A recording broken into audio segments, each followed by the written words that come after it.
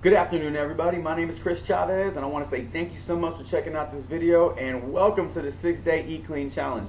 Over the next 6 days, I hope you learn a lot. I hope you gain a better understanding of what proper nutrition is all about, and the most important, I hope you come away with knowing and realizing that it's not all that bad. That eating clean and eating properly and eating healthy isn't all that boring. It can be done. It is highly attainable. It is very easy to implement these strategies into your everyday lifestyle. But, my main objective with this is to encourage, to inspire, and to motivate people. So without further ado, I want to go through the simple rules that are going to be associated with this challenge. So rule number one, I'm going to have to ask you to take your weight, record your weight. Use a scale, step on a scale, that number that appears, write it down. Preferably first thing in the morning, before you've eaten breakfast, had your coffee, get on that scale and just weigh yourself, all right? Very simple. Rule number two and rule number three kind of run together. I'm going to ask you to take some simple measurements and some simple before pictures. Now, in all this information that you're providing or that you're recording, none of it needs to be put on the page. If you're not comfortable with putting your before pictures or what your weight is or measurements on the team page, don't worry about it. But I do want you to do it for you. So the pictures, what I'm going to have you do is just set up a camera, make sure it gets the full body in there. You want you to stand straight. You're going to look right at the camera, hands to the side, hands on the hips. You can even bust a double bicep and just snap the picture. Do it either on a self-timer or have a friend or a family member do it for you. It doesn't matter. The second picture, I'm going to have you face the camera, and then you're going to either turn to the left or you're going to turn to the right. You're going to face that direction. Shoulders pinned back, arms to the side, or hands on the hips, okay? Take the picture just like that. This is where you might need the help of a friend. I like to do my measurements by myself. I've been doing it by myself for the last 5 or 6 years. That's just what I prefer.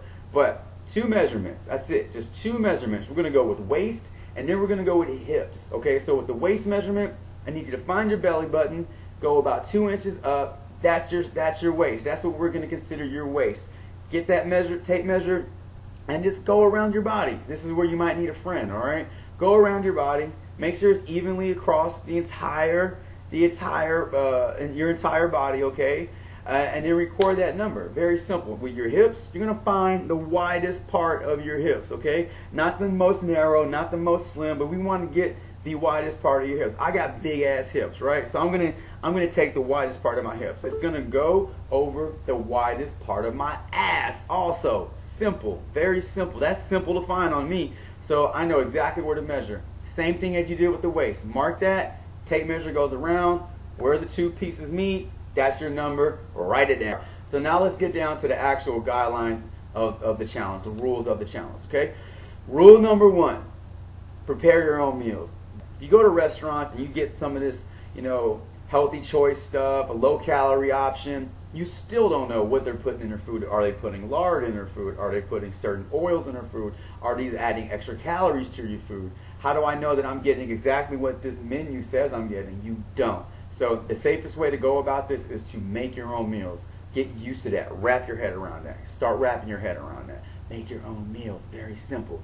Okay, so the next goes with the making of the meals, okay? You are to be eating 4 to 6 times a day. Now, the biggest misconception with this is that people think that every meal has to be this enormous freaking meal. So that breakfast has to be this huge meal, lunch and dinner and snacks.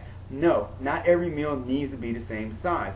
How we're going to go about determining how many calories you're to eat is very simple. I'm going to post it up on the team page, okay? It's a simple formula. You simply enter your weight, enter your lifestyle activity.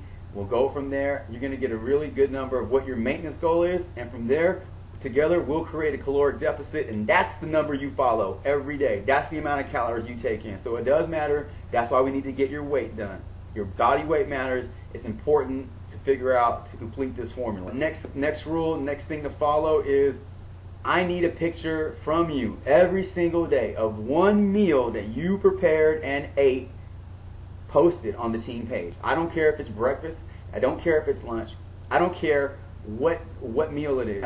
I want to see what you eat. I want participation, and I want the other members of the challenge to see what it is that you are eating. So you never know when someone's out there who's kind of struggling with breakfast, not really sure what to eat. I don't like breakfast food. Bam, they see a picture that somebody posted and go, oh, I can make that. That seems pretty easy. And now that problem is solved for them. That person might be you.